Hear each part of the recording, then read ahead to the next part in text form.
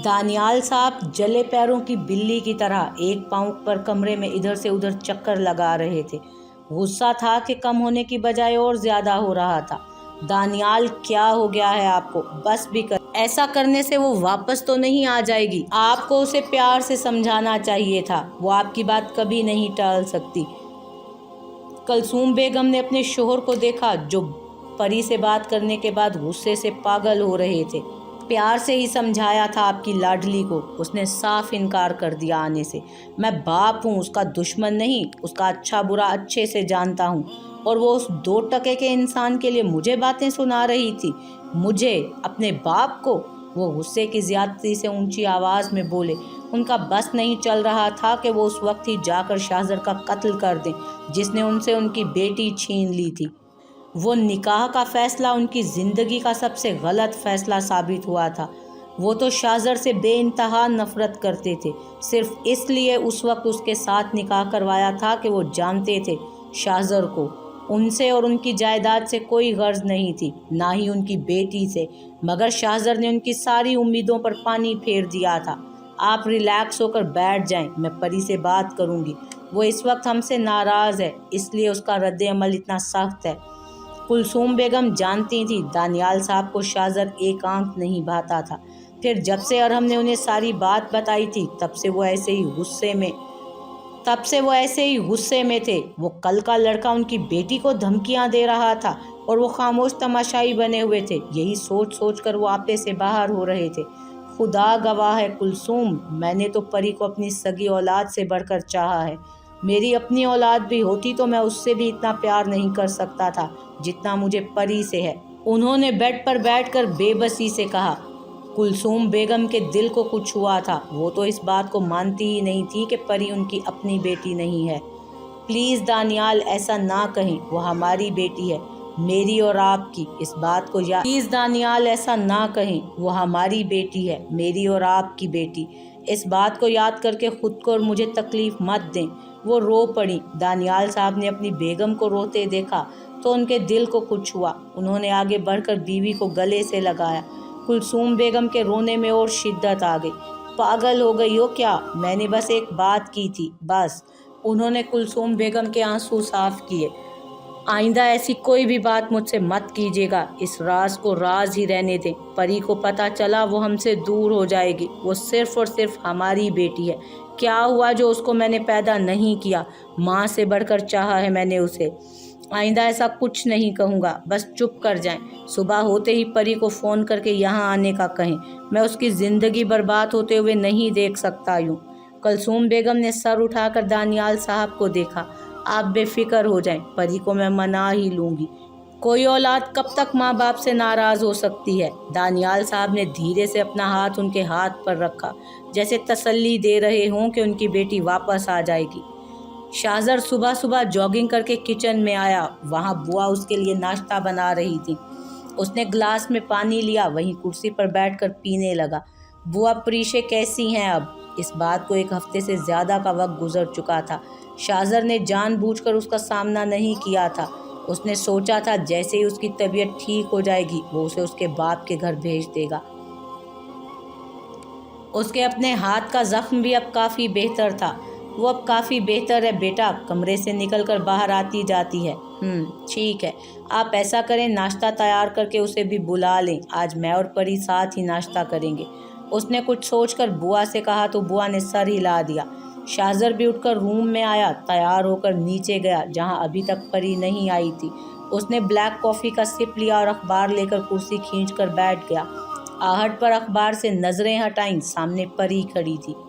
उसके चेहरे पर पट्टी अभी भी लगी हुई थी जो उसके शफाफ चेहरे पर बहुत जच रही थी। परी ने ब्लैक शलवार कमीज के साथ रेड कलर की शॉल ओढ़ रखी थी। कैसे घूर रहा है हिटलर का जानशीना हो तो कहीं का। मुकम्मल जायज़ा लेने के बाद शाहजर ने परी को बैठने का इशारा किया। नाश्ता शुरू करो परीशे, इसके बाद काम की बात भी करनी है। शाहजर ने उसके चेहरे से नज़र हटाई। वो नहीं चाहता था कि वो अपने दिल के हाथों मजबूर होकर अपने और परी के साथ कोई ज्यादती करे, और अगर वो परी को कबूल कर भी लेता तब भी वो उस मासूम लड़की को वो मकाम और वो इज्जत नहीं दे सकता था जो परी का हक था। वो इतना आला ज़र्फ नहीं था कि एक मुजरिम की बेटी को अपने दिल की सल्तनत पर हुक्मरानी करने की इजाज़त दे देता। उसने परी से बदला ना लेने का फैसला कर लिया, यही बहुत था। इससे ज़्यादा वो अच्छा नहीं बन सकता था। उसने परी को देखा जो उसे सवालिया नज़रों से देख रही थी। शाहज़र ने एक नज़र परी को देखा, वो वाकई चाहे जाने के काबिल थी, मगर वो शाहज़र की किस्मत में नहीं थी।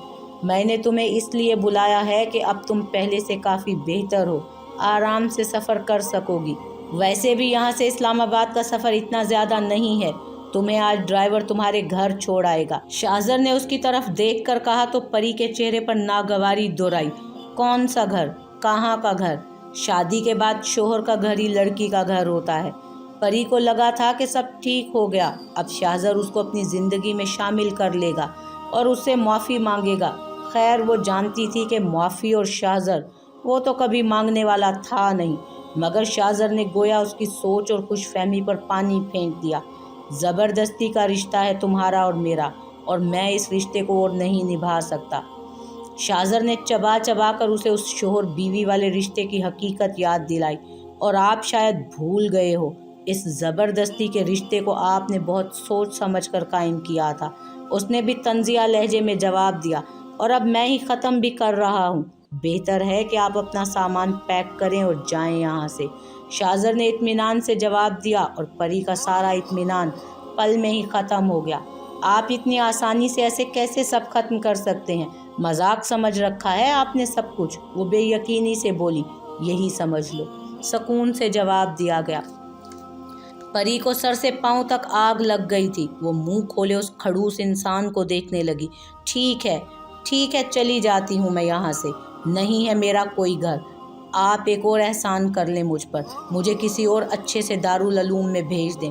मैं यहाँ ना वहाँ कहीं भी नहीं रहना चाहती, समझे आप? वो तल्खी से बोली। पहले पापा ने मुझे आप पर कुर्बान कर दिया, फिर जब आपके साथ आपकी धमकियों पर यहाँ आ गई तो आप मुझे वापस भेजना चाहते हैं। समझ क्या रखा है आप सब ने मुझे? नहीं रहना मुझे यहाँ ना वहाँ। वो अपने आंसू जब्त करके उठकर जाने लगी। वो शाहज़र के सामने रोना नहीं चाहती थी। वो उस शख्स पर अपने दिल का हाल जाहिर नहीं करना चाहती थी। जब वो उसे वो मकाम देना ही नहीं चाहता था। उसे भी अपनी अना बहुत अजीज थी। रुको परी, वापस आकर बैठो, मेरी बात अभी ख़त्म नहीं हुई। वो संजीदगी से गोया हुआ। परी रुकी ज़रूर, मगर वापस मुड़कर नहीं देखा। परी, सुना नहीं तुमने? अब के शाहज़र के लहजे में सख्ती थी। नाचार परी को वापस बैठना ही पड़ा। चेहरे पर बेजारी साफ दिखाई दे रही थी।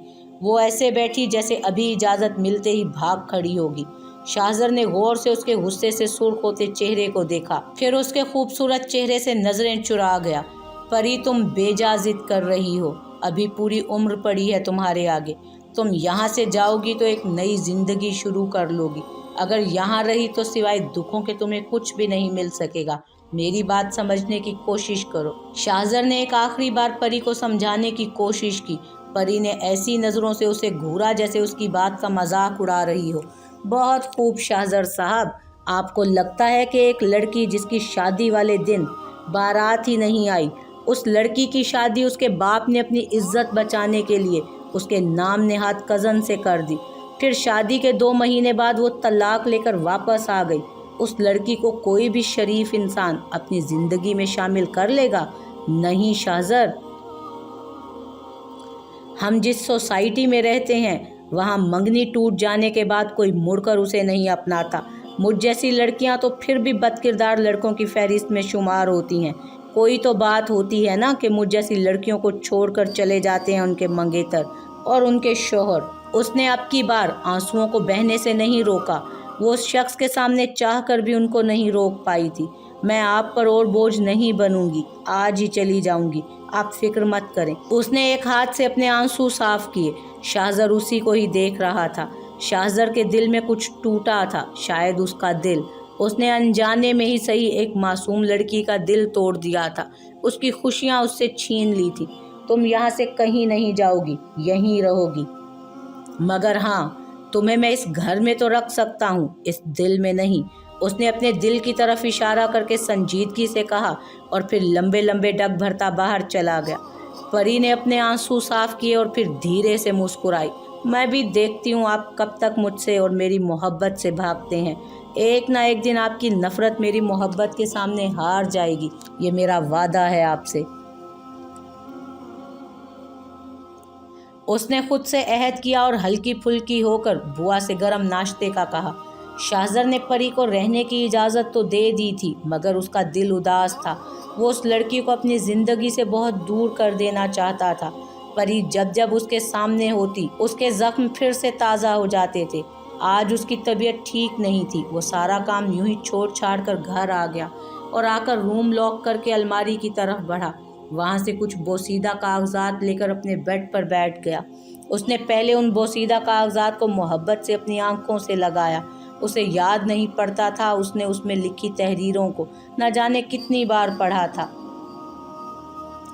फिर जब जब वो बड़ा हुआ, उसने उन कागजात को अपनी जान से बढ़कर अजीज़ रखा। अब भी जब वो ख़ुद को अकेला महसूस करता था, उन सफ़हात को लेकर बैठ जाता और माजी की तल्ख यादों में खो जाता था। दानियाल और इकराम दो ही भाई थे। इकराम दानियाल से 3 साल बड़ा था। उनका घर खुशहाल घरानों में शुमार होता था। अम्मा अब्बा और वो दोनों ही उस घर में क़याम पजीर थे। अम्मा अम्मा कहाँ हैं आप? मुझे सख्त भूख लगी है।